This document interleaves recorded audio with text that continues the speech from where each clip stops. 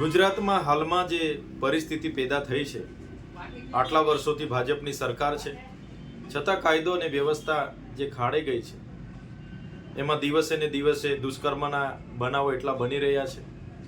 નકલી પીએમઓ, નકલી સીએમઓના અધિકારીઓ, નકલી કચેરીઓ, નકલી કોલેજો, જ્યાં જુઓ તો નકલીની ભરમાળા ચાલી રહી છે. ત્યારે આવા નાના મોટા કેસોમાં સંડોવાયેલા લોકોના વરઘોડા કાઢવામાં આવે છે. પાયલબેનનો જે વરઘોડો કાઢવામાં આવ્યો એમાં સમગ્ર જનતામાં આક્રોશ છે.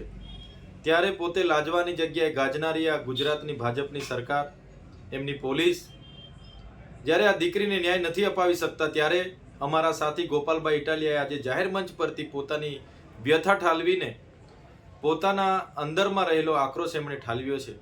એમણે પોતે પોતાના પટ્ટા દ્વારા પોતાના જાતને માર્યા છે અને પોતે પણ આમાં ભાગીદાર છે નાગરિક તરીકે, એવું એમણે સૂચવ્યું છે. ત્યારે અમે ગોપાલભાઈ ઇટાલિયા હોય, ઈસુદાનભાઈ ગઢવી હોય કે ચૈતરભાઈ વસાવા હોય, અમે ગુજરાતની જનતાની સાથે છે. આવનારા દિવસોમાં પણ જ્યાં પણ કોઈની સાથે અન્યાય થશે, અમે એમની પડખે ઊભા રહીશું, એમને ન્યાય આપવાનું કામ કરીશું. અમારા ગુજરાતી જનતાને જગાડવાના અવિરત પ્રયાસો અમારા ચાલુ હશે.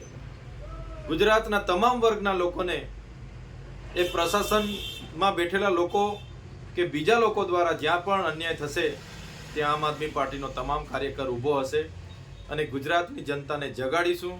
અને આવનારા દિવસોમાં બધા એક થઈને તમામ વર્ગને ન્યાય આપવાનું કામ આમ આદમી પાર્ટીના કાર્યકર તરીકે અમે કરતા રહીશું.